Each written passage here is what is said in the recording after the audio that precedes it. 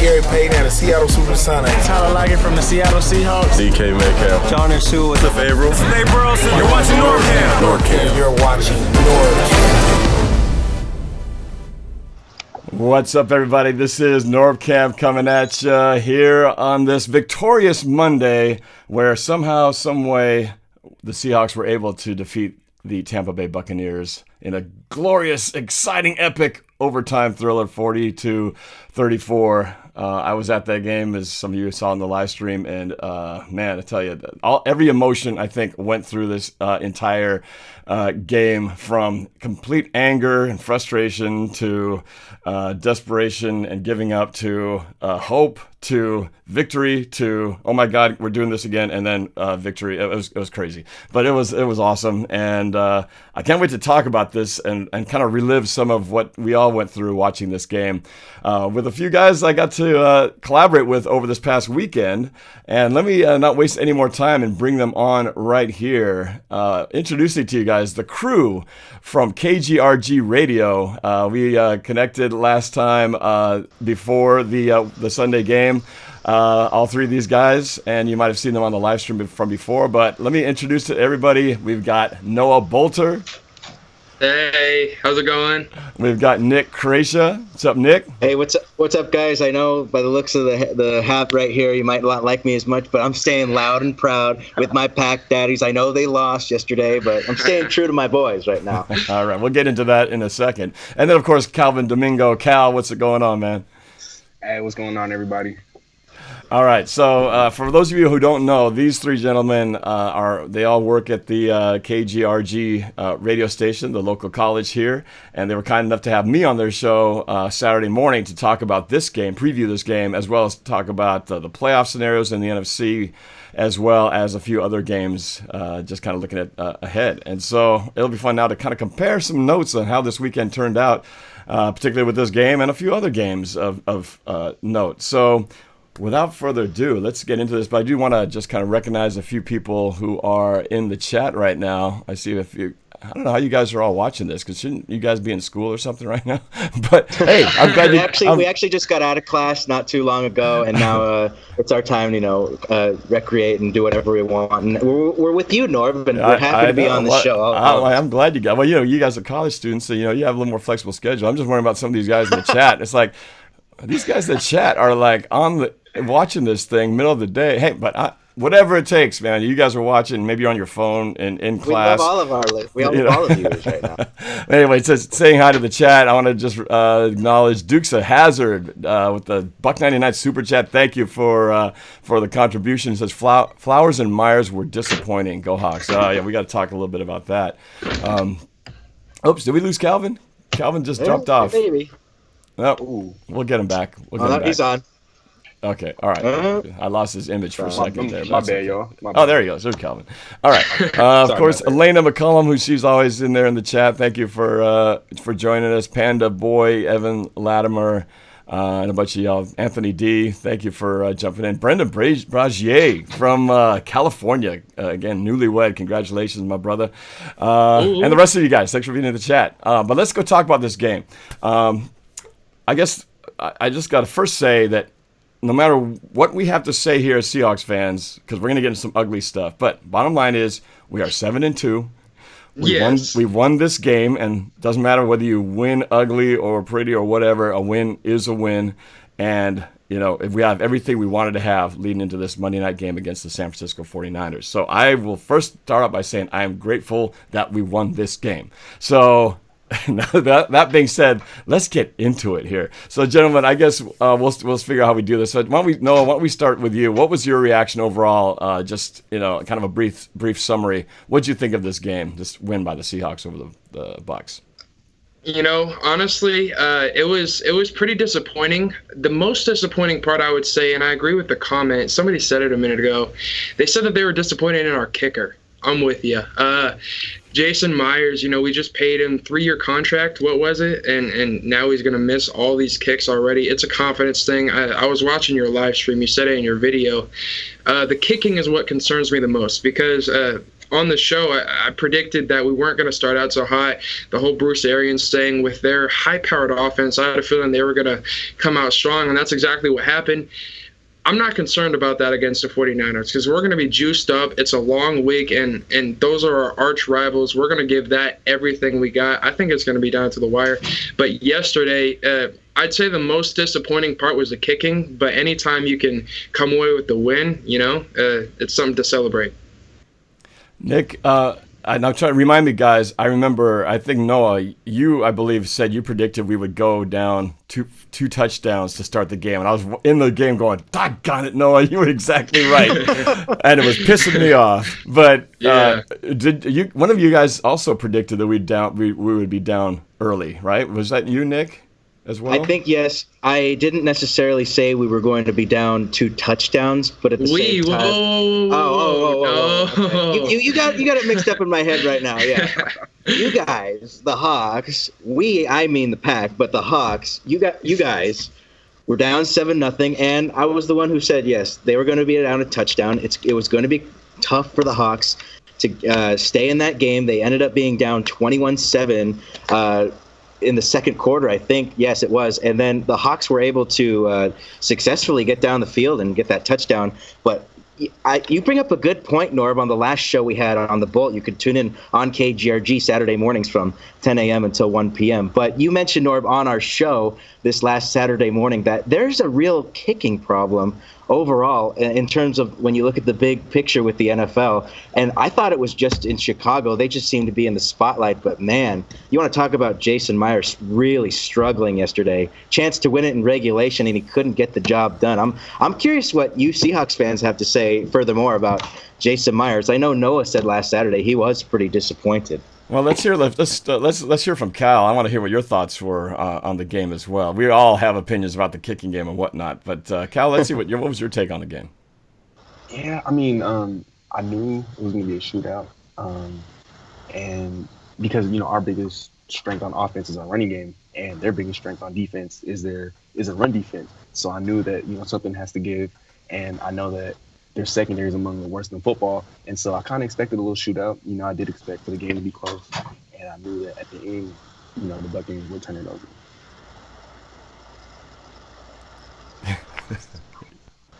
Cal's got a guest in there. So I'm in the library right now. She told me I got to get out, so I got it. Okay. Sorry, because I'm on a business. Okay, all right, Cal. We'll get back to you in a second. You'll find a bathroom or something to hang out in. While Cal gets. It's not very often that your live guest gets kicked out of his room. Does that ever happen when you ball, you get the call, and the guy's like getting kicked out? I'm sorry, sir, you're too loud. You're gonna have to leave the premises. It happens sometimes. That is funny. Crazy. Okay. Live streaming Cal as we watch him getting kicked out of the library.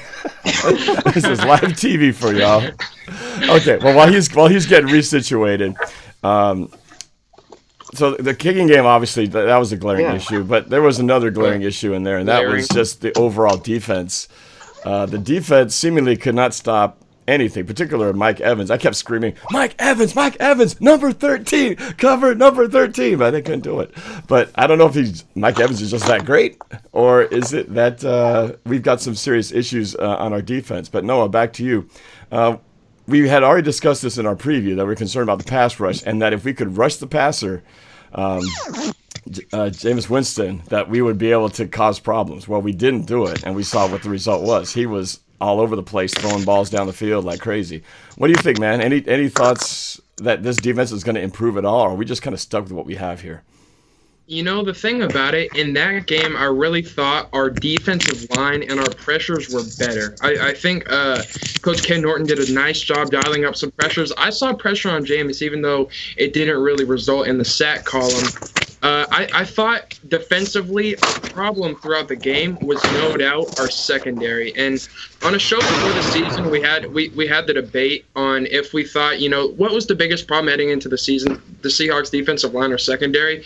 I thought it was the secondary then, and last game it really looked like it. And it's not because of a lack of talent. I think with the addition of Quandre Diggs, that's going to help us a lot in terms of, hit power, laying the wood, if you will. But I thought our secondary had a couple miscommunications. I know you remember the play where Mike Evans got wide open right near the goal line, got him down to the 5. Yeah. And then that was right before they tied it up, I think. And that series specifically, I just remember miscommunications in the secondary. I think the calls weren't that bad, but we saw like Shaquille Griffin, and I forgot who the other one was, both going to the same spot. That you can't have that, especially against a division rival. That's what we got to get cleaned up. Yeah, well, and I think the secondary and the line, the defensive line, they kind of go hand in hand, right? Because the better your line, the less pressure you have on your secondary.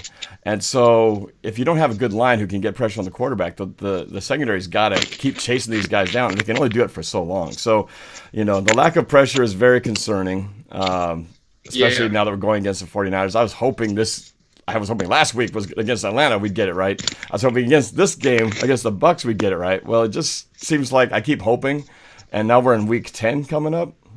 And my hope is just getting to a point where, I don't think there's any hope here. The front lines are what they are, and we're just going to have to live with what we got, which almost feels like we're going to just have to score more points than the other team because we're not going to stop them. And that's a pretty sad, unfortunately, probably not a successful, sustainable, formula, but it might just have to be what it is. And luckily we got an MVP in Russell Wilson, who maybe is our only chance of being able to do that. But, you really make a great point, because remember last year how there was that big, everyone thought it was a Super Bowl preview, the Monday Night Football game between the Rams and the Chiefs. Both teams scored over 50, and it felt like last year was supposed to be the year of offense with Sean McVay, Kansas City, the Saints, all unstoppable offensively. The Patriots, don't even have to mention them. But then come playoff time and come the Super Bowl, we saw it was a defensive scrum, and it goes to show that defense still wins in the NFL, and if we can't get that fixed, we're in some serious trouble. And I also want to mention, too, during that game, I think not many people thought about this, but it went in the back of my head. Bruce Arians really knows how to play the Hawks. When we go in years past, when he used to coach the Cardinals with Carson Palmer, they used to come into Seattle and play the Seahawks very well. I think there was a time or two where Bruce Arians actually came out on top. I think one time it was in Seattle. So he did a phenomenal job coming in well prepared for this game to take on the Hawks once again at CenturyLink.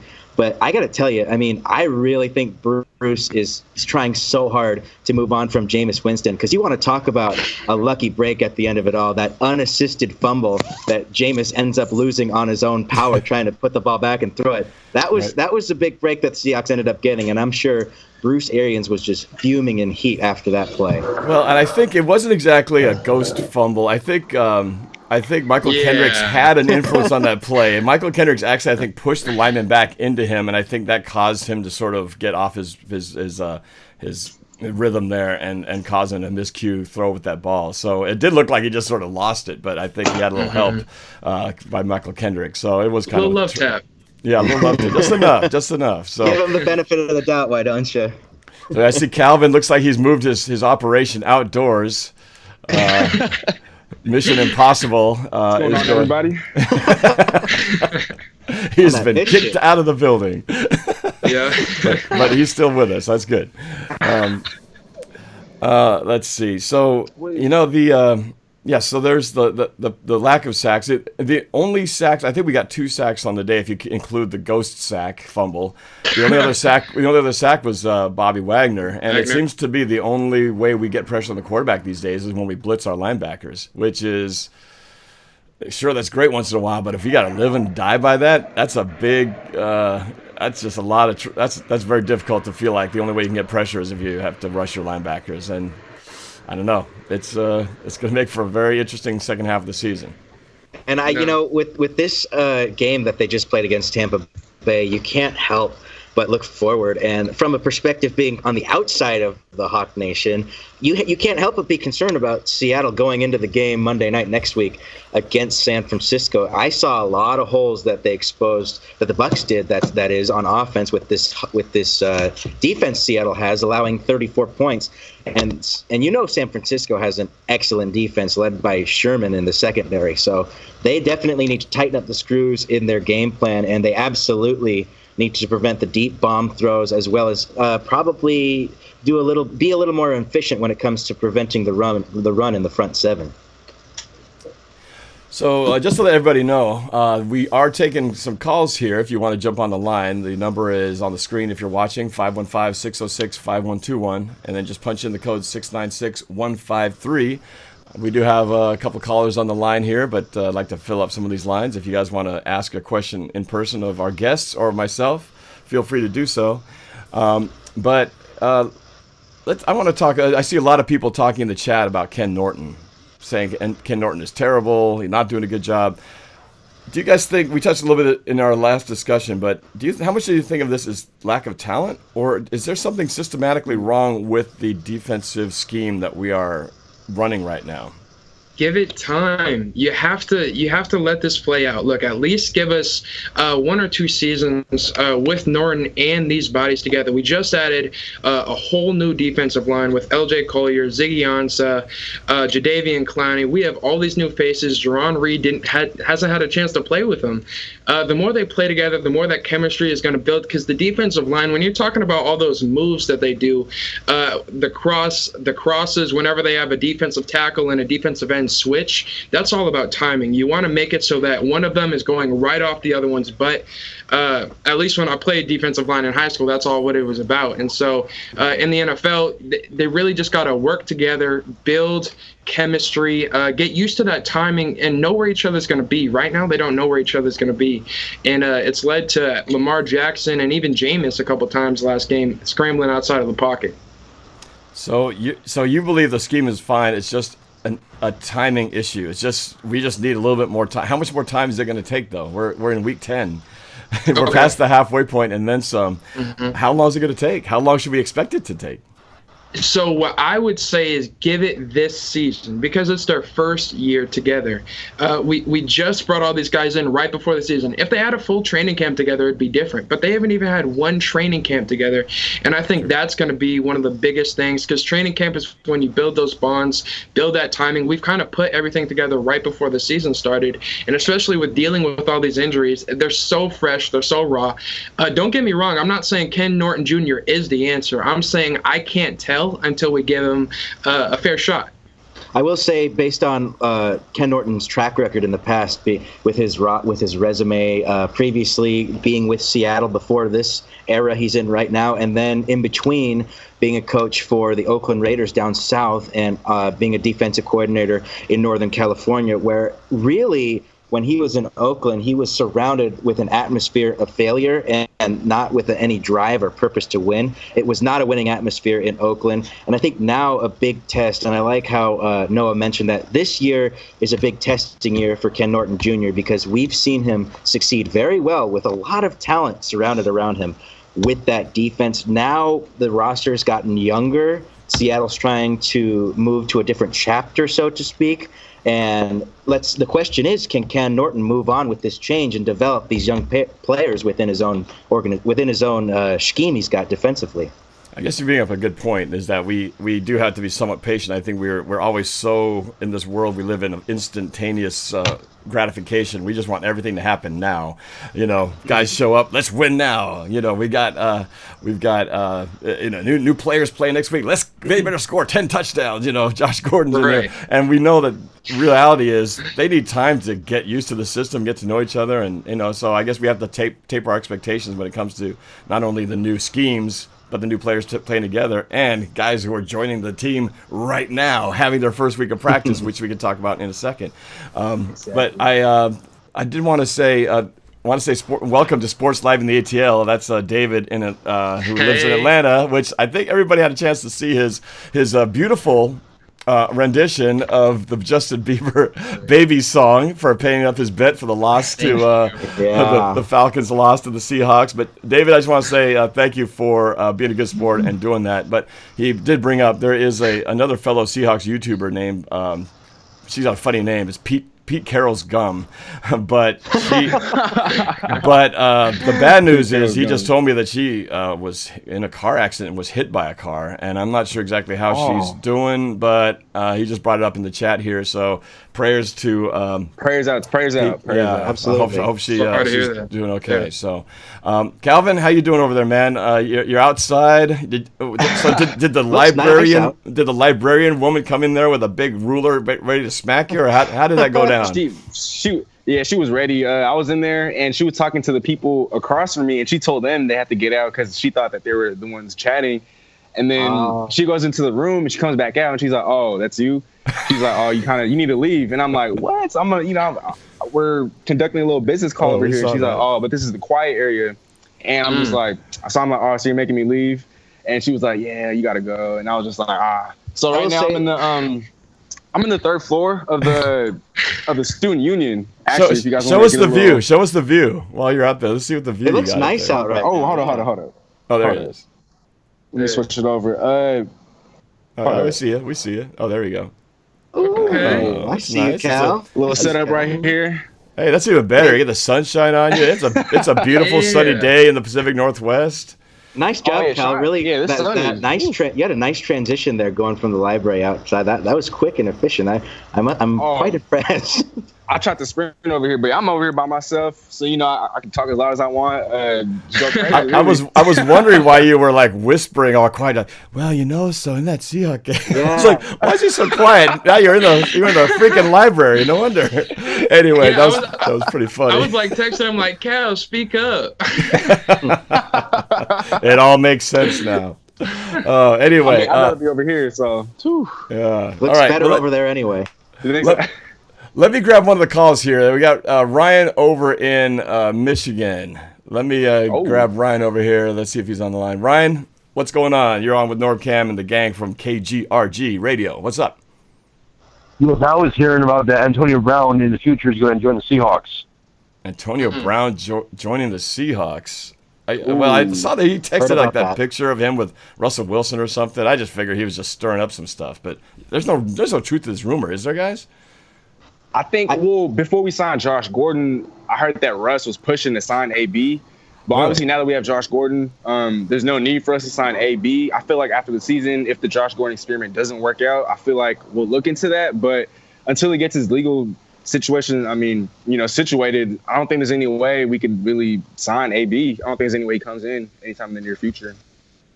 With this whole AB rumor to Seattle, I'll put it like this. I would not want AB in Seattle strictly because of the drama that it brings, and we don't need any more drama. We already have enough problems to figure out. We don't need to bring in another problem.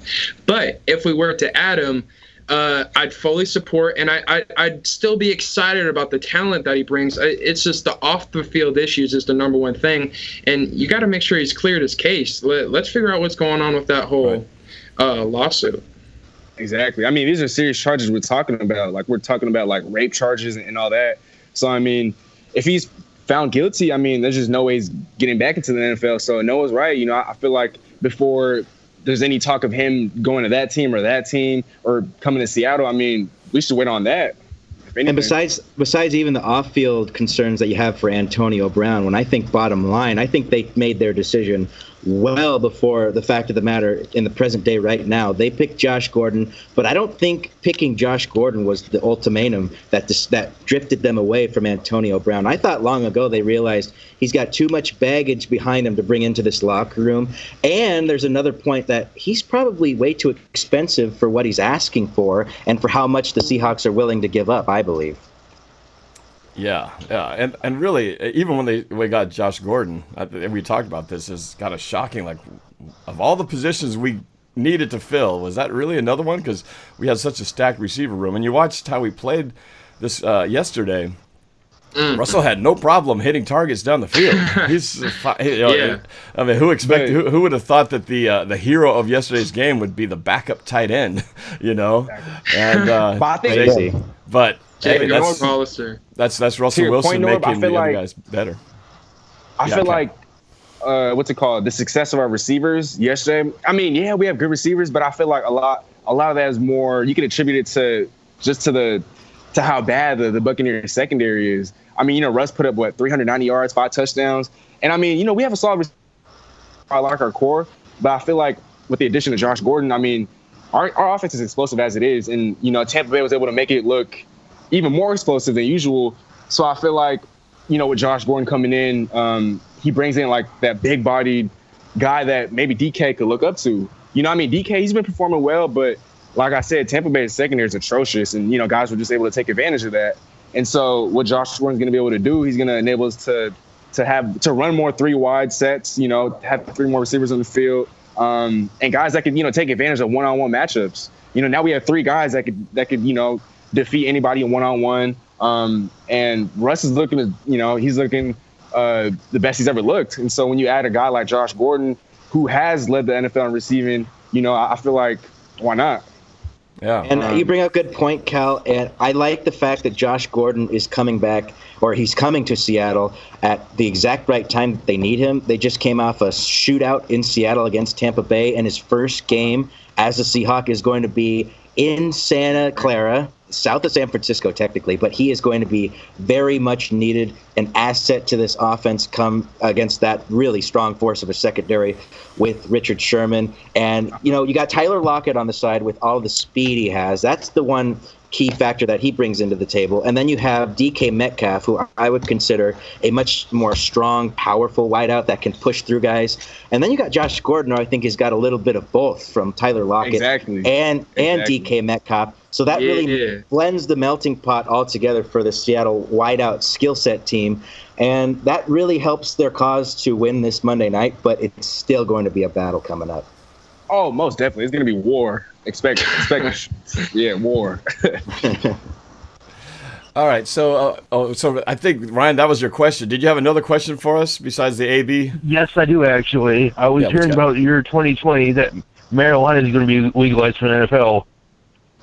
Oh, really? That's an inch. Yeah, that's. I don't think I really heard about that much in the news right now, but I was hearing individual teams saying that they wanted to, make it tolerable for their own organization. But I feel like that would tie in with the rules that the NFL enforces. So I think the Seattle's in favor of this movement. I'm not sure how the rest of the league really agrees with it right now.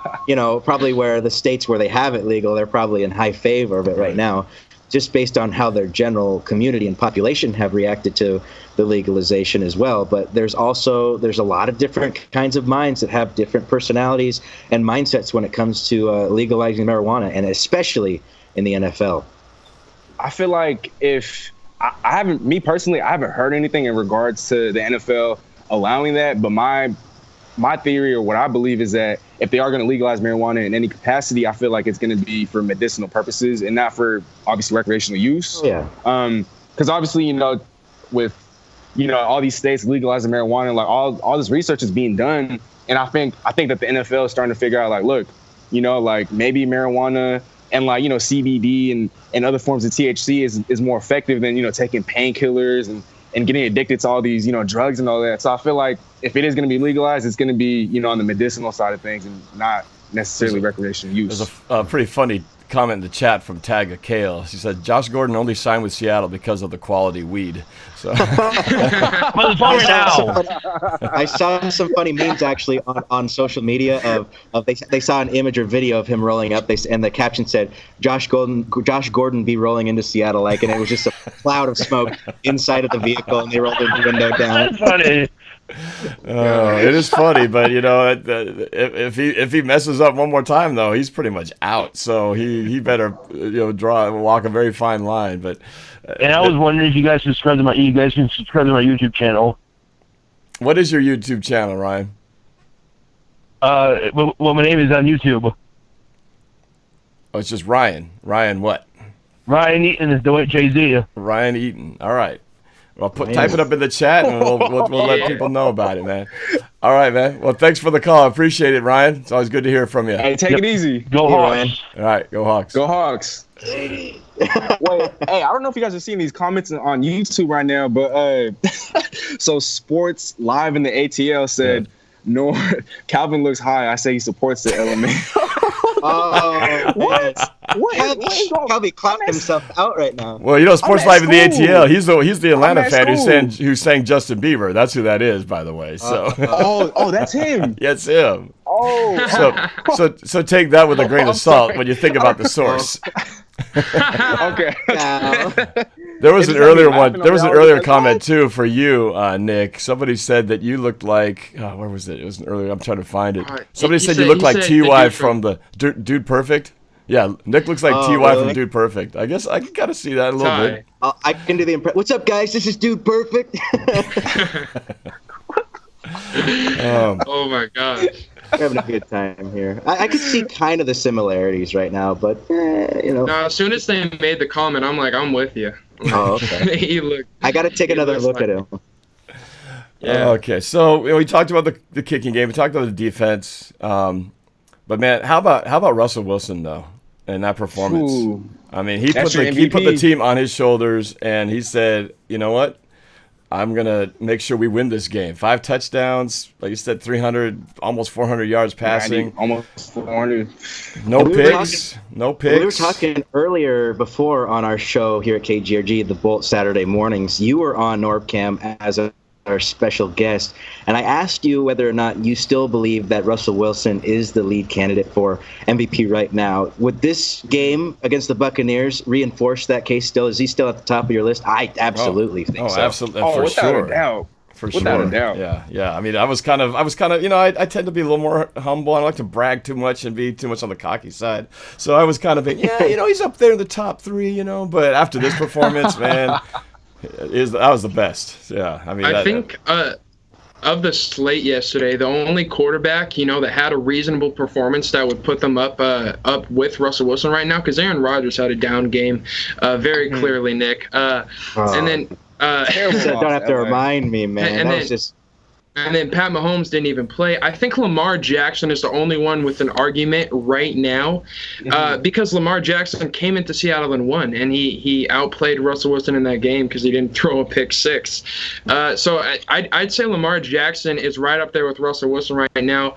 But what Russell Wilson did yesterday is something that nobody else in the NFL can say. And Russell Wilson had 3 game-winning drives in that game. He went down. He had the deep touchdown to DK that put us up 7 late in the ball game. Defense could have got a stop, and had they done so, just keep them out of the end zone. That's all you have to do. We win that game. We drive down with 40 seconds and get in position for a very reasonable field goal that our kicker misses. Once again, not his first miss of the ball game. And then in overtime, he had the game-winning drive that counted, ended with Nick Boelter in the end zone. But Russell Wilson doesn't have a kicker, and you look at Lamar Jackson, and he is the best kicker in the NFL, setting records. Justin Tucker. I think that's going to be the big difference when it comes down to voting. Is going to be special teams. Yeah, and the mental aspect of Russell Wilson's gameplay, too, when you mentioned the fact that he had to drive down the field twice in order to win that game. 3 times.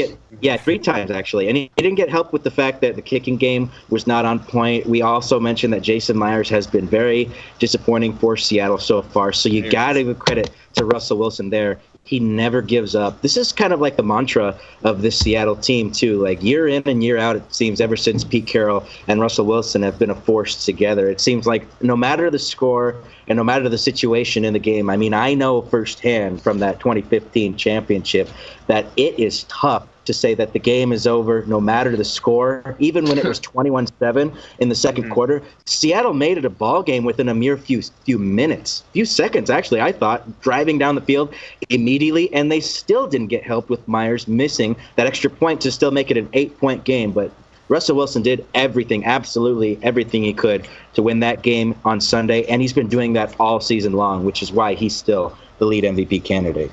Yeah. And watching the connection, the beautiful connection he has with Tyler Lockett this year, just continues to shine. I mean, he's they talked about when Doug Baldwin retired from football last year. How are they going to fill his shoes? And I think Lockett has more than done that in this season. He has an amazing connection, and he has become the second coming of Doug Baldwin, and maybe with a little extra something, because he's just got that extra gear, of speed and quickness of being able to get open. And watching those guys connect is a beautiful thing. I believe Tyler Lockett had a career high 13 receptions, 2 touchdowns, 100-something yards. 160? 150? What was it? His second, third career game this year. Like, he's playing ridiculous. And I really like the point that you brought up, Norb, comparing him to Doug Baldwin, because they're using him in such a similar way. Yeah. Those middle range cross routes where they can just lob it up and let you play basketball, essentially, boxing out the defender, just finding the perfect angle. And Tyler Lockett, the difference between Tyler Lockett and Doug Baldwin that I would say, at least at a young age, is that Tyler Lockett's hands are better. They are ridiculous. How he can hold on to so many balls while taking shots, I don't know. I just applaud, and I'm really thankful he's on our sideline. You want to talk about? Go ahead. Go ahead, Cal. I'll let you. Cal, you go, Cal. I feel like Tyler Lockett, he might actually be more talented than Doug Baldwin. I mean, coming out of the draft, he has that draft pedigree. Coming from Kansas State, he set all those records over there. And let's not forget, Doug Baldwin was returning kicks back then as well. But obviously Tyler Lockett, he's a lot more explosive. He's a lot faster. He's made the Pro Bowl as a kick returner, as a return specialist. He's yet to make a Pro Bowl as a wide receiver. But I feel like with the chemistry that him and Russ has displayed in the past couple of years, I feel like he might be better than Doug Baldwin. Just to give you a reference for this MVP talk we have with Russell Wilson, sure, he's had a few good pieces around him. I wouldn't say the most elite skill set positions he's had around him, and comparing to, for example, guys like Pat Mahomes with Tyreek Hill. You got Tom Brady, who's got guys Julian Edelman. They've rotated all over the place. Russell Wilson, you could argue he hasn't really had the best talent around him over the years, but he definitely knows how to make it work, how to make pieces mend and gel together. And talk about a stat line right now. His career passer rating is 101.8. So far this year, 68.3 completion percentage, 2,505 yards, 22 touchdowns to a mere interception. And his passer rating this season is 118.2 compared to his career of 101.8. Yeah, which is second in NFL history after Aaron Rodgers. Mm-hmm. Yeah, it's unbelievable. Oh, jeez, Cal. I'm proud, man. They'll come back next week. Well, just to kind of put a final bow on that, I think what's exciting as we look ahead with what we're just discussing about how Wilson really does make that receiver and tight end group better. I mean, Jacob Hollister had 2 touchdowns and had the game winner. Would any of you guys would have wrote up who will be the hero of this game? Would his name even been on the list? I don't think so, right? I mean, I feel like Luke Wilson's injury kind of opened things up for Jacob Hollister because he's our third string, and I know Luke Wilson did come back to the game, but for a brief point in time, he did exit. And so I guess that kind of, opened up things for Hollister and kind of just took advantage. Yeah, well, I mean, which is great. So that's why I'm thinking, when we do bring in our new shiny toy in this next game, it's just exciting to think with the coverage that now has to deal with this, new trio of receivers, what that's going to do. Maybe Josh Gordon himself doesn't necessarily get these, bunch of touches and scores, but what he might do to open it up for everybody else, Lockett in particular, and then DK. It's just how that has a trickle down effect to everybody else. So I am holding up hope that might create some opportunities for the other guys, if not for Josh Gordon himself. I'm looking at the comments right now on the video. Iron Wolf, I think Iron WLF says Carson needs to hold on to the ball. I like him. Almost got his jersey, but come on. I kind of want to discuss that if we can. Yeah. Are you like what's the issue with Chris Carson and trying to hold on to the ball? Do you think maybe they need to be rotating Rashad Penny a little bit more into the running game to give him less pressure, or do you think it's just something that he needs to just fix flat out? Nah, Nick, I think so if you were watching that touchdown run, he had the ball on the outside. He should have switched it over to his left hand. It was more of a fundamental thing. That was something that they were working on at the beginning of the season. And for the stretch, I think it was like a 3-4 game stretch, he didn't have a single fumble. Yep. He kind of tightened down on his technique. But if you guys were watching that run, he had it on the wrong. Yeah, you're talking about the 60-yard run that he had. That long one down to like the 20-yard line or something. Yeah, exactly. I saw that coming too. That guy was coming up hard, and then he had that ball in the right hand. I was like, oh god, he's gonna hit him, and he whacked. Luckily, it rolled out of bounds. But that run was amazing. He broke like 4 tackles on that run. Yeah. And it was an amazing run. He just plowed through those guys like they weren't even touching him. So, for against a team that has had one of the best run defenses all season, I think kept their average rushing yardage was like below, I don't know, 85 yards a game, something like that. Carson had quite a day against. He had them. over 100, didn't he? He had, over 100. Granted, he got 60 of it in one play, but in still, one play, he had to get 40 something more, and he did that. So he got over 100. That's the key. But I don't think it's a problem. Yeah, I mean, he did have the other fumble that we did lose on the sideline, and that was unfortunate because I don't even know how that one happened. That was a little more weird, and but he's too good to think of limiting his carries. Yeah, and no his way. running style. He's too good. I think that he just has to. I'm just gonna write that up as a fluke because he's been pretty solid like you said, last 3 games. Talking about the fumble that actually we lost down on the sideline. Pete Carroll addressed both post game in the press conference, and what he said about the long one, similar to what Cal is saying, you got to switch hands with it, but it's more you got to protect it. No matter where you are on the field, he's got to see it coming, especially after what happened against the Saints, which that score was potentially the difference in the game. And then what happened down on the sideline was one of those scenarios where he wasn't bracing it to the ground, and because of that, he left it vulnerable to get punched out. It was another one of those situations where you got to actively think about it. He's got to turn it into muscle memory. It's disciplinary issues, but it's all about if he is locked in and he's doing the right things, the fumble's not going to happen. It's just he's got to put the ball in the right spot, and he's got to take more care of it. I like the plan they had at the end of the game, though, when they knew that Carson, they didn't know whether or not he was going to lose the ball on that end of the drive. Luckily, for the touches that he had when they went into overtime, he did his job well. But I really like the fact that we mentioned this guy's name before.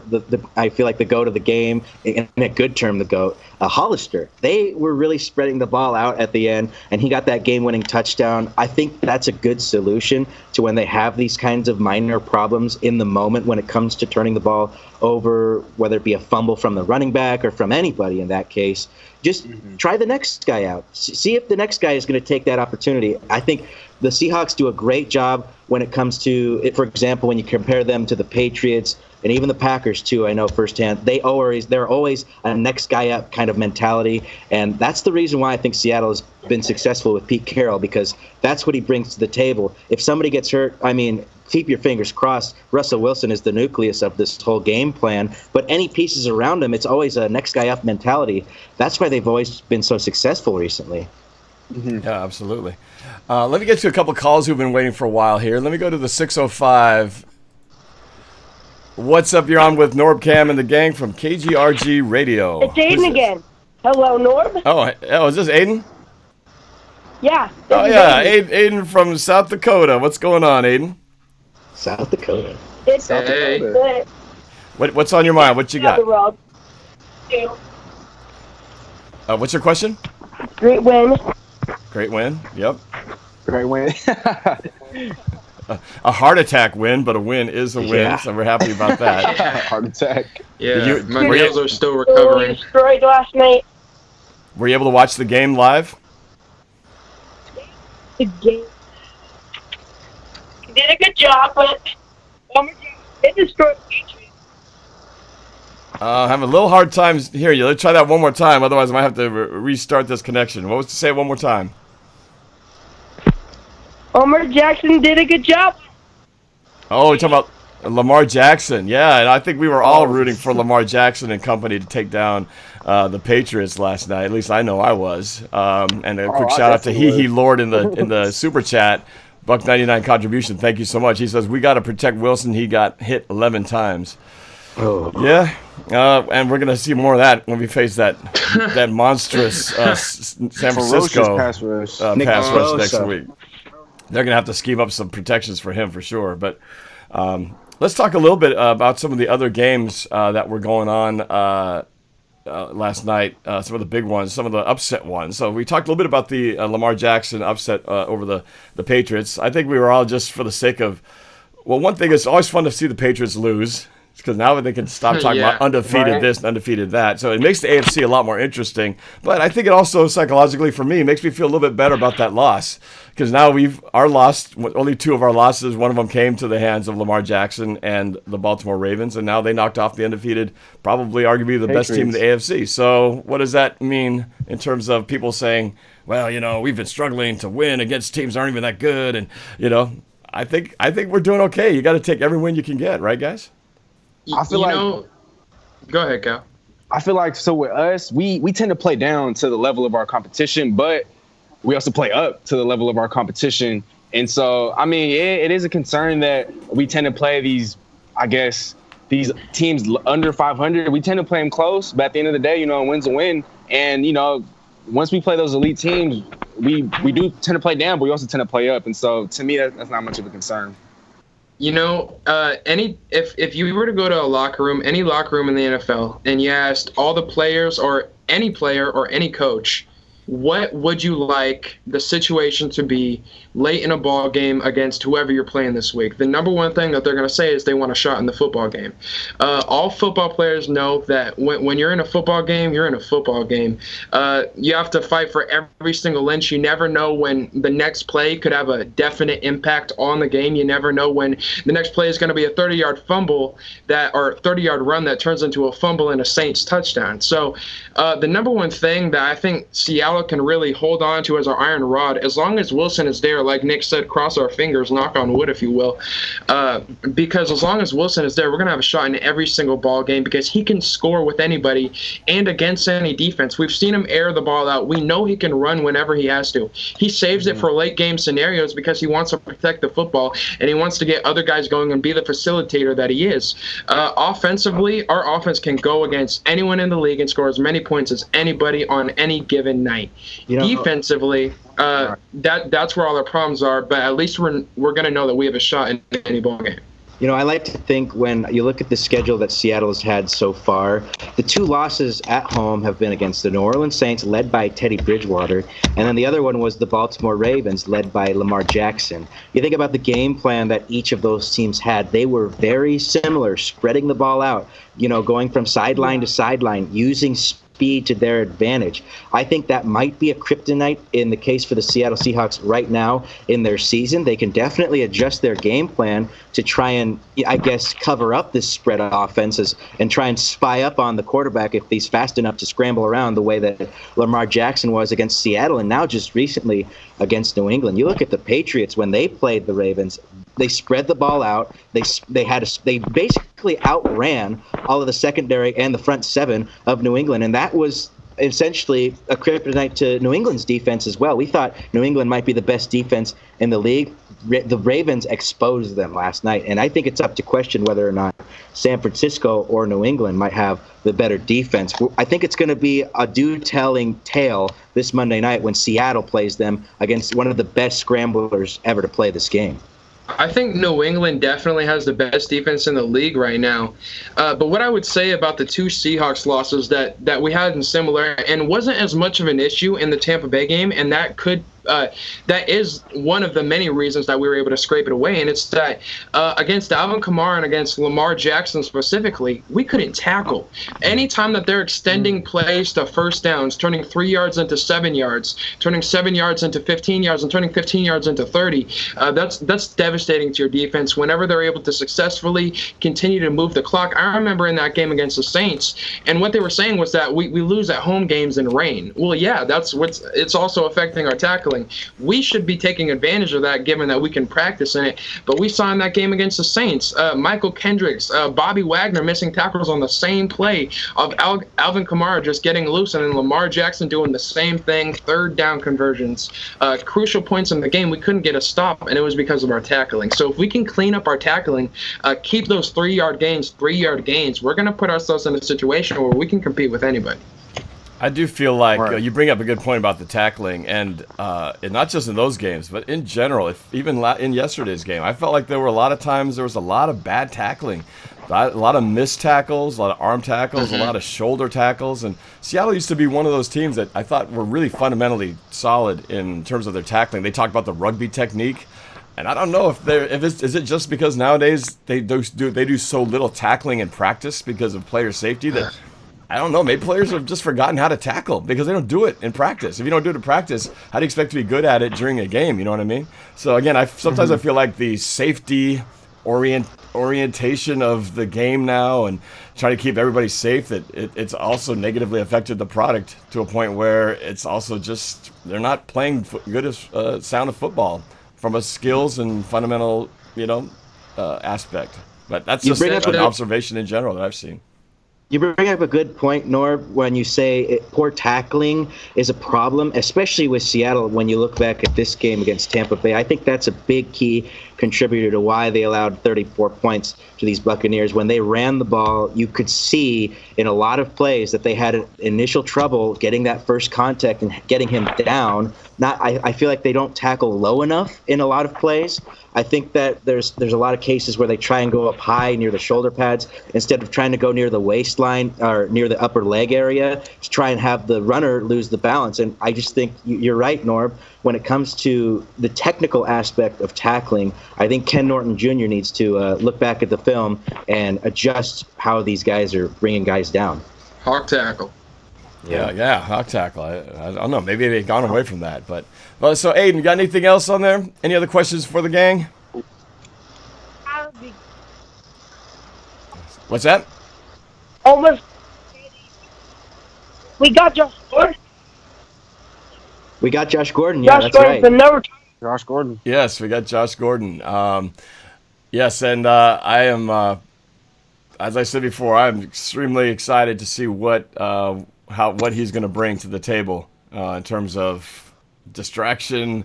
Not distraction for the team, but distraction for the secondary to allow our receivers open up some things for us to the other receivers. I think it's going to be fun, man. This game on Monday night is going to be just so much to watch, to see, is this San Francisco team as good as advertised? This defense, can they stop Russell Wilson and our offense? Is our defense going to be as bad as we think they've been? Or are we going to see, like you said, rise up to the occasion and see two rivals going at it and, both rise to the occasion? I can't wait to see how this game plays out. The NFC biggest Championship game preview. There's a good chance. I hope so, Cal. The biggest thing that I would say would be a deterring factor. The one thing that we can't see as Seahawks fans on Monday night would be, and this is what I'm afraid of, is the reverse of the 2012 game late in the season, where Richard Sherman was originally suspended and then he got unsuspended for this game, ended up returning a kick that was blocked by Red Bryant for a touchdown, and it was like a huge blowout win, and that was like the game where we really took over the NFC West. I'm afraid that could be what kind of game we're in for. We saw the Rams come up to Seattle and do it a couple years ago when it was finally their time to take the torch. The 49ers are going to be at home in this game. If we can compete and lose in like a one-score game, I'm fine with that, because all I'm asking for is a shot come playoff time. But this game could most definitely turn out into a game that's like reverse 2012, and that's what I'm mostly afraid of.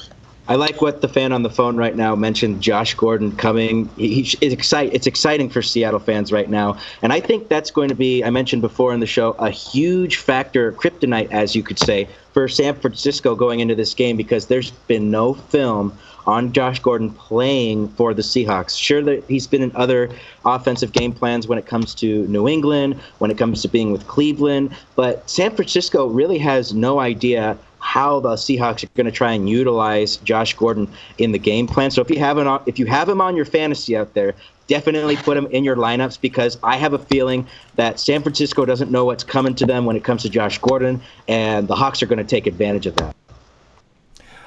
And the other part that we're going to see for the first time is the acquired defensive back from the Lions, Quandre Diggs. We have no idea what they have in store for him. Is he going to be a nickel back? Is he going to be in the safety position, corner? Who knows how they're going to use him? But again, another new toy we're going to unveil on that Monday night game. It'll be interesting to see how they use him. You guys have any anticipation as to what you think they're going to do with him? I feel like he'll start. Calvin? Really? Yeah, I feel like he'll start. Yeah, I just feel like I'll start. maybe we'll ease him in. But I feel like by come playoff time, he'll be a starter, a regular starter for us. And starting in what position? I'm thinking strong safety. I feel like Marquise Blair, he's been playing well, but I don't feel like at this point he's played well enough to say like, oh yeah, like that's his spot to lose. I mean, but who knows? I mean, maybe we start running more, nickel packages out there. Maybe Quandre, maybe he's a starting nickelback. I don't know, but I feel like I like him best at strong safety. Okay, Nicholas Alvarez in the super chat, $1.99 contribution. I appreciate it. He says, "Is this a must-win game, guys? Is this a must-win game? I think it is." For the division, yes. If we fall behind 3 games down the stretch, it's going to be really tough. I actually posted a video about that a little over a week ago. Very, very much for the division, the NFC West, because of the fact that they're still undefeated. This is a must-win game because mathematically, if we lose it, it's just going to be really tough. I would say I would agree with you, Noah. This is a must-win game for Seattle in terms of winning the NFC West. But when it comes to making the playoffs, I would say no. This is not a must-win game for them. So I wouldn't, if I were a Seahawks fan, I would not go into this game expecting to win. Sure, I would expect it. I would hope to win, but it's not the end of the world, Seattle fans. If you lose this game, I feel like it's still certain that you'll lock in the wild card. I actually think Seattle, if anything, if they don't win the West, if it really comes down to this Niner matchup, I think they will still end up getting the number 5 seed.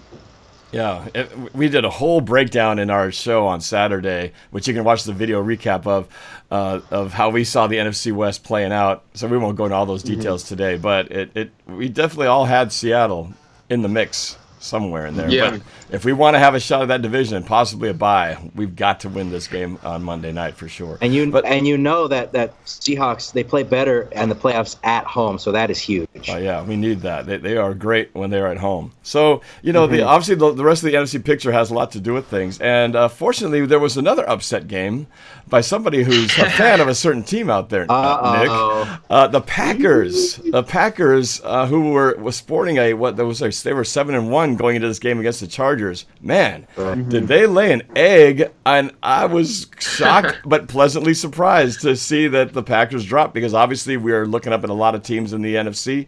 Packers were one of them, and now they got 2 losses just like we do. What happened to the Pack against the Chargers? You know what? I think it's a combination. I'll start just because I got this thing on my head. I'm still loud and proud. I'm loud and proud wearing it right now. But, this is one of those games for Green Bay where they came in way too cocky, they underestimated San Diego. Oh, so now it's they. Oh. Okay, okay. You're getting mixed up on this. Okay, we got overconfident when we went into LA. I think Aaron Rodgers and Matt LaFleur were on the same connection in a bad way, where they both thought, we don't need to put as much work into these Chargers. We don't think they're as good as we expect them to be. They are who they didn't think they were in this game, and the Chargers definitely took advantage of that. Chargers were on a totally opposite mindset, thinking, it's Green Bay coming into LA, so we have to be 110% when it comes to our game plan. And Green Bay totally lost fact that San Diego is now on a hot streak right now, just coming off a victory last week, and now this week at home against the Packers. I think it was the week before they beat the Chicago Bears. It was. So 2 back-to-back victories for the Chargers against NFC North teams. And how about the AFC West? All 4 teams winning yesterday, and all 4 NFC North teams losing. So I'm not completely concerned that the Packers lost yesterday, because they still retain sole possession of the Northern Division in the NFC side. But yes, this is going to be a wake-up call for Green Bay. They definitely need to turn things around, and that running defense, it's a concern for me. I think the defense is definitely not as good as I thought they were in these first couple of weeks. A wake-up call for Green Bay. So wait, Nick, is that going to come next week? Is what going to come next week? Because, they're playing Christian McCaffrey and the Panthers, and That's a big game. Well, here's the issue with Green Bay. They weren't able to match San Diego with the points in LA last week, solely because they had the poorest offensive game plan you could have, and Rodgers in and out until they got to the last couple of minutes in the fourth quarter was underthrowing his receivers, was throwing behind them. He just flat out did not play good. Play well. Nobody on the team played well. Offense, defense, special teams. I think Aaron Rodgers definitely needs to play a lot better against Carolina and match the points, especially if this running defense, and I think they will, struggle against Christian McCaffrey. I didn't see a lot of that game, but I saw some highlights. But what I did see was a lot of pressure on Aaron Rodgers by a defensive lineman with the last name Bosa, which was starting to give me nightmares about what's going to happen on Monday night. But again, pressure on the quarterback. It just goes to show how important pressure on the quarterback is, because Aaron Rodgers could not function at his best when he was under constant pressure, and it seemed like that's one thing Los Angeles did very well against the Packers. I think with Green Bay, they didn't run the football. You guys didn't run the ball. Yeah. Because in one of my fantasy football matchups, I was playing against Aaron Jones, and I was scared that, because Los Angeles, they struggle in run defense, and so I figured, Green Bay's have any chance, they got to run the football. And I think Aaron Jones had 30 rushing yards? He's been on a roll. Give him the football. Feed him the ball. But instead, I think they were trying to force feed Devontae Adams, his first game back in over a month. So they were focused on the wrong things. They didn't run the football, and They should consider letting Adams sit out, because apparently every week they were without him. That offense is clicking. Exactly. And it was running through Aaron Jones. And this week when Devontae Adams comes back, let's feed him the ball, and I guess they kind of got away from what was successful for them in the first place. And you could trade him. Or bring up a good point. Or do that.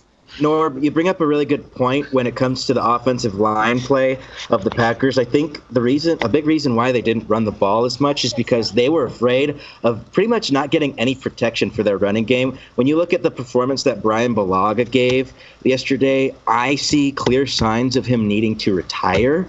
I don't think they're in the right mindset right now to give him a retirement plan, to ask him to, I guess, leave, because he definitely did not help this line. Rodgers was immediately pressured from the snap, it seemed like, on that end for Brian Bulaga. He definitely underperformed. I think they were scared with the run game. Matt LaFleur's game plan was very poor, it seemed like, and their offensive line did not help. You have a point, Norb. Right, to flip on that same point that you had, going back to the Seahawks, how about Joey Hunt filling in at center? I thought he did a pretty decent job. Yes. Because we weren't talking about him. We weren't talking about Joey Hunt failing at center. And anytime you're not talked about on the offensive line means that you're doing something good. And I thought, he played a pretty decent ball game. So I'm pleased with in this first game out with him taking the injured Justin Britt's position. Then he did all right. Well, I asked you on our show, The Bolt, Saturday mornings here on KGRG, Norb, if you were concerned as to whether or not the loss of Sweezy needed action to maybe trade for an elite center. But I want to know your thoughts now. What do you think now with Joey Hunt? Are you okay with him going the rest of the way if Sweezy's still out to hold fort for center? Justin Britt. You said Sweezy, but you meant Justin Britt. Justin Britt. I'm a Packer fan. What can I say? Well, it's kind of two parts that make up that answer. I think I'm committed to being behind him because, one, I don't think we can get anybody who can just suddenly come in and fill in the shoes. But they've also got, and they do have Jordan Roos, who's also ready to be backup center. But everything they say about Joey Hunt is they have their full endorsement on him and say he's very intelligent and very capable of filling in the spot. Of course, what else are they going to say? No, he's never gonna hold up his hand. We're doomed. But but from what I've seen, and he's filled in before. I remember there was a time I want to say last year where I think he where Britt went down. He had to fill in for I can't remember for a game or half a game or something, and he did okay there too. So I think for right now, ask me again after the 49er game. But right now, I feel like, he's kind of our answer, and he may just have to be it because just because you feel like somebody should be replaced doesn't mean there's a replacement out there. It's kind of like the kicker thing. I hear a lot of people, we need to replace Jason Myers ASAP. It's like, well, who are you going to replace him with? Just because he's struggling, does that mean a better kicker is just sitting out there, eating Cheetos on the couch, ready to join your team? No, so it's not that simple. A lot of times the problem. That doesn't mean it's easy to solve it. So, sometimes you have to just stick with the guys you got and hope they just come around. It's kind of the same way with our defensive line. We got talent there. We know they perform better. We just need them to come around. And hopefully Jason Myers, we know he's done better. Hopefully he'll come around. We know it's not like he suddenly became bad. We know he's good. I think it's just in his head. He's just got to get out of his head. I heard a funny thing on sports radio today, and I wish I'd come up with it myself, but they were talking about the horror show that was Jason Myers yesterday. But he talked about on the end of Halloween that the two most famous iconic horror villains, Jason Voorhees and Michael Myers. He's got both names combined, Jason Myers. So that kind of explains the horror show that we saw on Sunday. So maybe it was just a post-Halloween horror show thing. But you'll be okay after that. I hope so. I mean, if we're gonna split hairs with superstition, maybe Jason Myers is evil for the Seahawks. Who knows? He has had issues, not just last week. Yeah, the Blair Witch Project. That's a lot of horror movies when it comes to Seahawks kickers. Oh my gosh. Jeez. Here's the thing we'll talk about Jason Myers and about Joey Hunt, and it's that for all intents and purposes of this season, there are guys. We got to stick with them and give credit to the coaching staff, Pete Carroll and Russell Wilson, because I'm a press conference guy. I watch a lot of press conferences. As soon as he got put into the game last week, it was early on against Atlanta, one of the first drives, I think, and Justin Britt goes down. And so rather than it being end of the world, we still go up 24 points. Our offense is still clicking because Joey Hunt is a guy that knows the system well, and he's not going to overwhelm you with his strength. He's not going to overwhelm you with his talent, but what you need from a center is making the right calls at the line. I played center in high school, and I was always the one like identifying the mic, pointing out the calls, communicating with the offensive line. That's your job as center. And then the other thing you got to do is snap the football. There's two people that touch the ball every play, the quarterback and the center. So his job is so important. You brought up a great point, Norb. We didn't bring him up yesterday. Playing against Vita Vea and Dominican Sue, give the young guy credit. Coming in, really doing his job, and that's the number one thing we can ask for. And talking about the kicker, very disappointing what happened yesterday, but kickers can be as streaky hot as they are streaky cold. So I feel like if Jason Myers, towards the end of this year, the script is going to be however he writes it. If he continues letting these demons stay in his head, you can tell it almost feels like when he goes up to the kick, you can tell when he's going to make it and when he's not. Like yesterday, I had zero confidence with him walking up to kick the ball most of the time, just because the look on his face, you can tell that kickers aren't actors. They can't hide it. And so their confidence levels, you can always tell before and after the kick how their chemistry is with their teammates. Are their teammates showing that trust, or are their teammates kind of giving them the side eye? Even through the helmets, you can see that type of stuff. Jason Myers, he can turn it around. He just needs to catch that making the kicks bug rather than the sickness that is the missing. Well, Pete Carroll said, I think in an interview today, said that he's our guy and we're stick with him. So any talk of getting rid of him, you can forget about that. But it's a good thing. That's one thing Pete Carroll's good about. He never throws players under the bus, and he's going to back up. He backed up Chris Carson when he had his case of fumbleitis early in the season, and look what happened to him. He got it back, stopped fumbling until yesterday, but at least, but he became the running back that we want him to be. And I think Jason Myers, I'm not going to write him off as saying that he's a failure, but here's the thing. We're going to back him up, but let's say it's the fourth quarter. We're in a game where we are up by 2 points. And we have the ball at the 35-yard line. It's a 51-yard field, 52-yard field goal kick. What are you going to do? Are you going to roll him out there and take the chance? Or are you going to just go for it and try to make it? Go for it. Russell Wilson. No. So when it's crunch time, so this is one of those things we gotta re-identify at the end of the season. Right now he's on a cold streak. He could get hot later on. If he's on a hot streak, trust in your guy. But if he's still playing the way that he's playing now, I would cut him after the year and get a new kicker. Right. But it's just not something you can address till the end of the year. And if we have to play through this year and he's still struggling, we're gonna have to go for it on 4th and 15 from the opponent's 35 situation. If this keeps going on, I'm not afraid to go for it. I'd rather have Russell Wilson going for it on 4th down than what Jason Myers showed us yesterday. Well, we've had several games, as you guys know, from the Rams game to, I want to say, the Ravens game, where we kicked field goals that were very makeable, and that miss led to the opponent, and yesterday was no exception, missing the field goal and then the opponent taking it down for a touchdown the following play on a short field. So I'm kind of tired of seeing that movie, and I've been burned too many times now to where I'm kind of at that point now where if it's a 45 or higher field goal, that's at a point where it's like fourth and makeable, I say we go for it. You know, fourth and 5 or less. With this mindset that Jason Myers has right now, you have to think going into this San Francisco game on Monday night. You want to talk about pressure for Jason Myers? Talk about going under the primetime lights on Monday Night Football. He couldn't make kicks on a regular Sunday game at home. If I'm the Seahawks in no man's land, like we like to call in our high school broadcasts here on KGRG, which I consider between the 45 and the, I'd say 30, borderline give or take, closer to the 35 when you're talking pro. If they're around that 40-yard line and it's fourth and measurable within 10 yards, I'm going for it, especially with the mindset that Jason Myers has at this point. Yeah. It all really depends on the philosophy that you're trying to set across. Like if you're telling your fans and your audience that, you know, we trust in Russell Wilson, he's our franchise guy. I'm just using Russell Wilson as an example. Obviously, we trust in him. But if you're saying your quarterback is Russell Wilson and you trust in him, then when it's 4th and 5, you got to follow through on what you're saying and you got to trust in him. If your quarterback's Mitch Trubisky, in every press conference you're talking about why we shouldn't extend our offensive drives and instead we should just kick the field goal when, you know, it missed them and cost them the game. If that's what you're putting out there on the field, then I get kicking the field goal.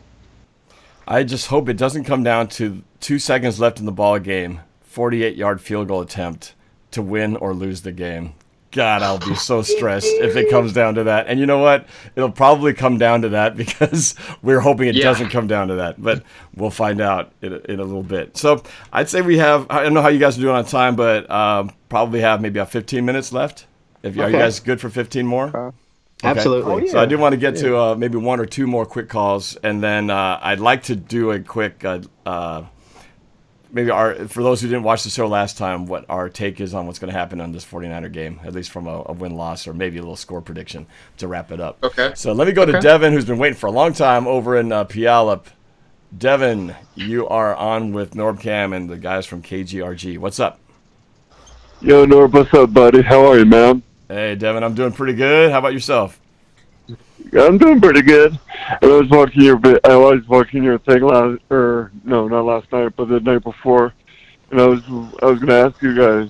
I was going to ask you if you had what quarterback would you want as your franchise quarterback, Matt Hasselbeck or Russell Wilson? Oh my gosh. That's kind of a no-brainer.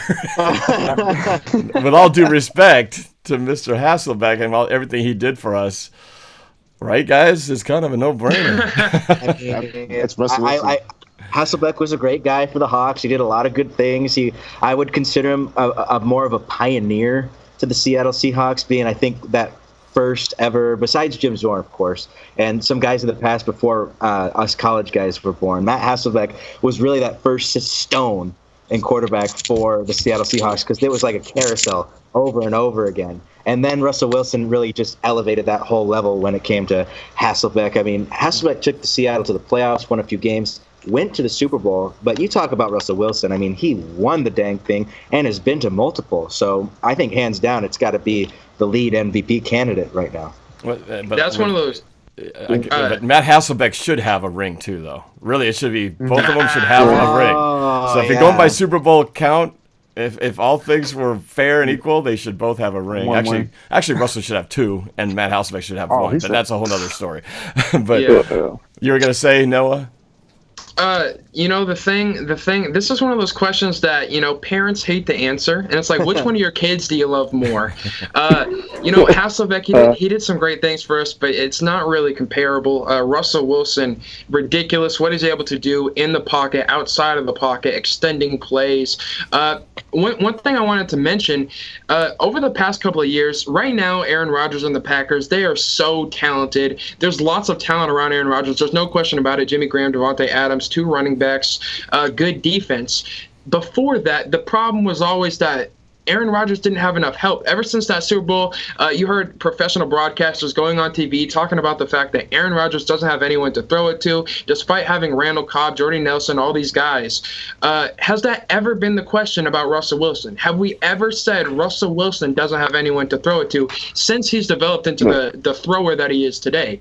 And I would argue no, because he makes everybody work, and that's something that you can't say about Hasselbeck. You can't say about most people in the NFL at any given time. But Russell Wilson really makes anybody work.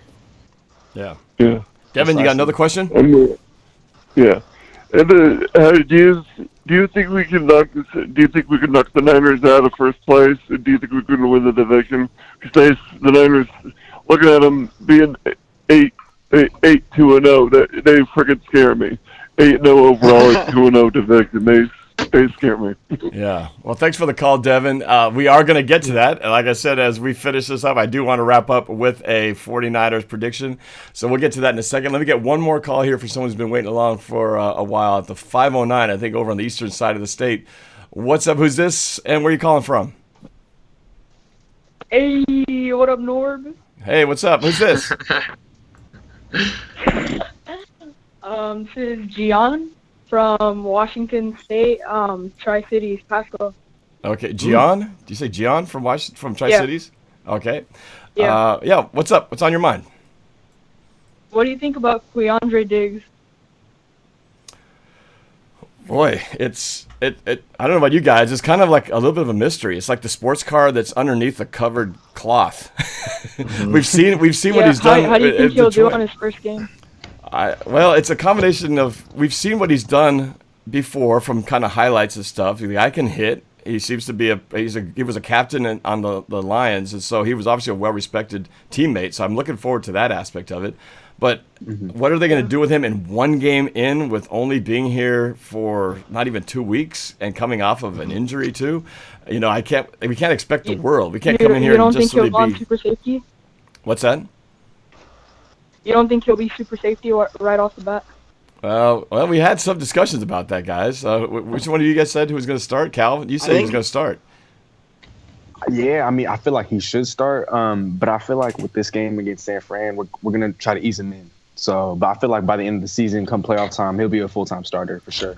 I'm thinking nickel corner. Yeah. I mean, like put into a certain, specialty situations, where he's not maybe playing the full time, but maybe on certain third down situations. That's kind of what I'm thinking they'll do, because I think they'll keep running Marquise Blair out there, and McDougal's, I still like him there at free safety over Tedrick Thompson, who's out anyway.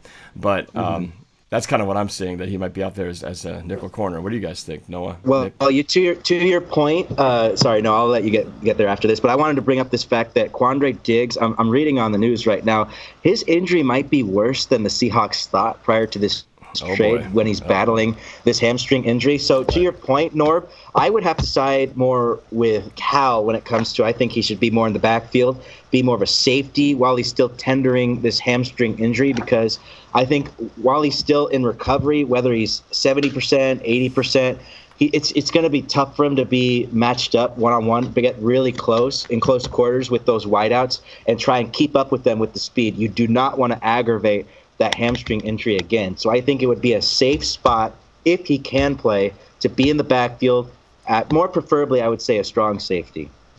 The thing with Keandre Diggs that I think is important to mention, we talk about when he's fully incorporated in the Seattle system, what are the number one attributes that we want to see from him? Well, number one, we want that leadership, that locker room presence that he had. And then number two, I think the next thing we would go to is his hitting. He can hit, he can force fumbles.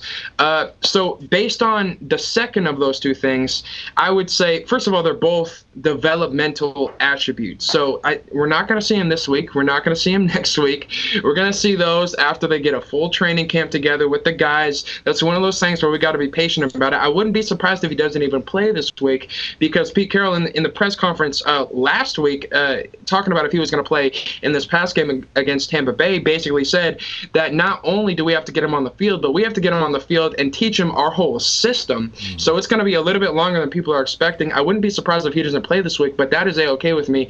I think he comes in and he plays whenever we have a dime or even nickel, whenever we need to bring in another defensive back that could play in a zone. Because what I think is when we could set him up where he fully knows our system, that's when he's able to surprise people. When you know where people are going to be, that's when you're able to get those big shots on them. When they run those little scat routes, when they run inside routes, you come from the opposite side, they're in zone. Quarterbacks know if you throw into the middle, only do it when it's crunch time, because you're really leading your receiver into a brick wall. That's the type of situation where I see Keandre Diggs coming in big, and where I think he can help down the road is going to be so we don't have problems like we had yesterday where the defensive backs aren't communicating. Quandre Diggs could become that voice in the locker room that brings everyone together, that communicates. He could become a captain down the road. He was a captain in Detroit. He could be the one giving the signals, making sure everybody's lined up, making sure everybody knows what play it is so that we don't give up so many big plays to Mike Evans, like you said, Norb. Yeah, well, Bobby Wagner is definitely the captain of that defense, but maybe in the secondary he could be that guy who can kind of bring them all together, because I feel like there's been so much sort of flux and changes in players and that side of things. So maybe he can eventually bring some stability once he kind of gets settled in. But thanks for the call, man. I appreciate it. We've got to wrap this up, but thank you for a call, and we will talk to you all later. All right, so as we close up the show. Let's talk, I guess, what our anticipations of this Seahawks-49ers Monday night matchup is going to be. I guess just go down the line and, who's going to win and by how much. Noah, let's start with you. This is one of the things that I hate doing, picking against the Seahawks, but I'm going to do it. The 49ers, I feel like they're going to win this game. I picked it before the year, and I feel like it's a set of circumstances where this is going to be down to the wire. I think it's going to be very high scoring. I think both teams are going to have their way, because both teams are really focusing in. They've had this game circled on the calendar since before the year, and then now the Seahawks, especially seeing how well the 49ers have fared, it's like we need this game. We want this game. I think it's going to be down to the wire, and honestly, unfortunately, I think it's going to come down to the fact that our defense can't get a stop, and they're able to score last, which is going to be tough because Russell Wilson showed he only needs 40 seconds, but if we can't make the kick, it's not going to matter. I think we miss at least one kick in the next game, and I think we lose somewhere along the lines of 36-33, very high scoring. How about you? Before to go to you, I want to acknowledge Dukes of Hazzard, who's been blowing up the super chat. Another $1.99 contribution. He says, "F the Niners." So I think we all hope that can happen, but let's keep rolling with it. Nick, what's your take? Well, if we're going to go off that Dukes of Hazzard comment, I feel like after this case Monday night, Seahawks fans are still going to be screaming F the Niners because they're not going to be happy with the outcome of this one coming up. I wanted to mention beforehand that we never got around to it, but I saw in the comments prior to in this show, thanks for having us on, by the way, Nor, but there were some comments I saw that Jimmy G has one of the best quick deliveries in the league right now, with a combination of they definitely don't have any more of a better rushing game when it comes to the defense right now. And so that combination of Jimmy G having problems with the quick delivery, and then there's the bad rushing game with the Hawks. They need to fix that absolutely. And so that's going to be tough. And I think that's going to be the kryptonite for this Hawks game. And they're definitely it's going to be close. Russell Wilson's going to keep them in it. But at the end of it all, I think Jimmy G is going to be down 31-28 at the end of it all, and he's going to end up winning by a final score with that game-winning touchdown drive, high-scoring affair, 35-31. Jimmy G and the gang with that quick delivery against this poor rushing defense with Seattle. They're going to be able to get that game-winning drive, and it's going to be a shootout, absolutely, though. Cal, what about you? Wait, do you guys hear that, or is that just me? I'm hearing a little bit of that.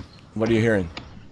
Oh, it might just be my phone. I'm sorry. It's the hold music again. Oh, there it goes. That should be done now.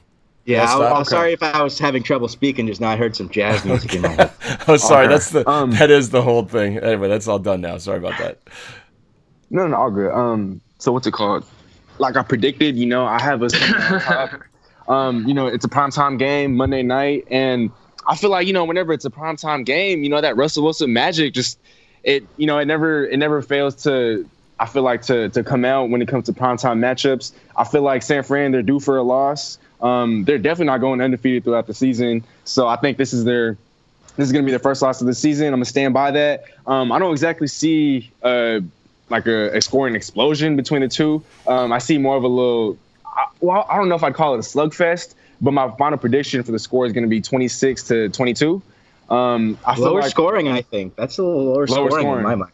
Yeah, because I feel like in this game, both teams are going to want to try to run the football. And I feel like at the end of the game, we're going to be able to expose Jimmy G. I feel like we're going to have the lead. Jimmy G's going to have a chance, an opportunity to mount a comeback victory against us. But I feel like he's going to fall just short.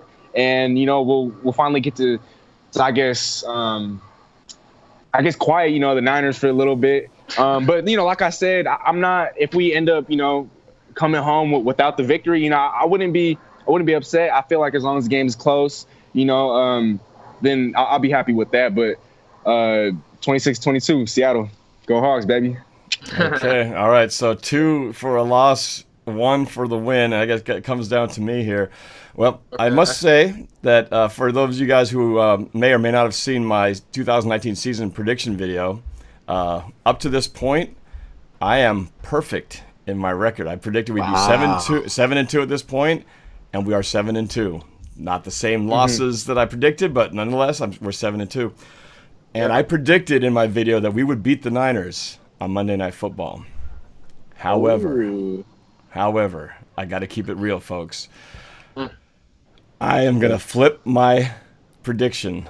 And I normally don't do that. I normally don't flip my prediction, but I have been watching this team very carefully. And this defense and the struggles with the kicking game, I feel like we haven't improved like the way I thought they would over the last couple of weeks, to the point where while I feel like we will get where we need to be by the end of the year, we're at a bad time right now where we're just not doing enough to overcome what the 49ers are doing really well right now.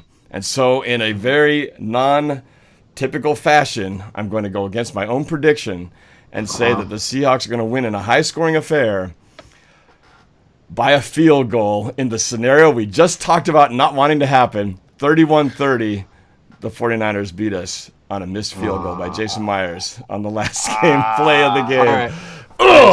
I'm saying this in hopes that by saying it, it won't happen.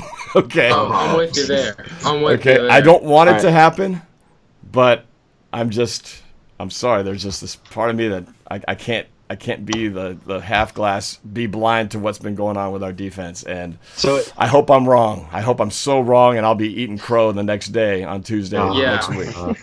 So it sounds like it's Niners all across the board. You got 31-30, Norb. I got 35-31. Sounds like Noah's got 36-33, and then Cal's lower scoring 26-22. I'm surprised on that. He's taking the Seahawks, though.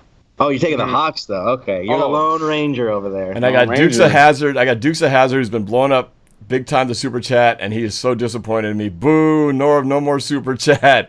Don't bail. I'm sorry. I want to be so much the homer and just say win no matter what. I got a bad feeling about this. It's going to be heartbreaking. So I hate to do it. And Norb, we brought up on the show, there is one hope. There is one hope. And the hope is the 2 Seahawks losses. The first loss came when I put the Seahawks in our top 7, so I won't make that mistake anymore. And then the second loss came, Russell Wilson had a pick. So I feel like in this game, I didn't put the Seahawks on my top 7. I'm not going to on Saturday. And then as long as Russell Wilson doesn't have a pick, I feel like we'll be fine. Okay. Please. Hey, and I'm so excited to be pleasantly surprised that everything I'm predicting goes completely the other way. So, I'm obviously hoping for the best, but I'm going off of what I see right now. My eye test is telling me something. So we will see what happens. But I think about that point, we're going to wrap this up. But before we do, I just want to make sure you guys give these guys some love, all right? We got Noah Boelter. You got his handle up there at DJ. I don't even know how you pronounce that. DJ Squabo? Squabo. DJ Squabo. It means young pigeon. Oh, okay. There you go. Now I understand the code. Nick Creasia. You got his and you Nick got the last Creasia. name right too. I'm really happy you said it right. That's right. Awesome. That's right. And of course, Calvin Domingo, my fellow Filipino on the yes crew, sir, yes sir. At Steezy Way. But of yes course, sir. Be sure to get at me on Instagram. Yep. And of course, if you want to look up these guys' show at KGRG, you can find it. Let's see, where is that at here, guys? You've got the show on www.kgrg.com. You guys got your shows from 10 to 1 every Saturday Pacific Standard Time. Also Twitter, right, at BoelterKGRG. And so go check out their shows. There's one more little shout out I want to give to all the audience of yours, Norb. Thanks for having all of us on the show, by the way. But also, we have a playout. We have a game coming up this Friday night on KGRG FM. Tune in this Friday at 7 p.m. for some Kent High School football. It'll be the Glacier Peak Grizzlies under the Friday night lights at French Field, taking on the Kentwood Conquerors before the playoffs begin. So tune in on 89.9 FM, or for free, you can go on the App Store or the Google Play Store, type in, search KGRG FM, and you can tune in on our own free app. All right, guys. Well, this has been fun, and I want to thank you guys for taking this time out of your busy college life to make an hour and a half or so of time to spend with me talking Seahawks football and then some. But I appreciate you guys. It's been fun. It was fun being guests on your show, so I thank you for that. And we will definitely be doing this again.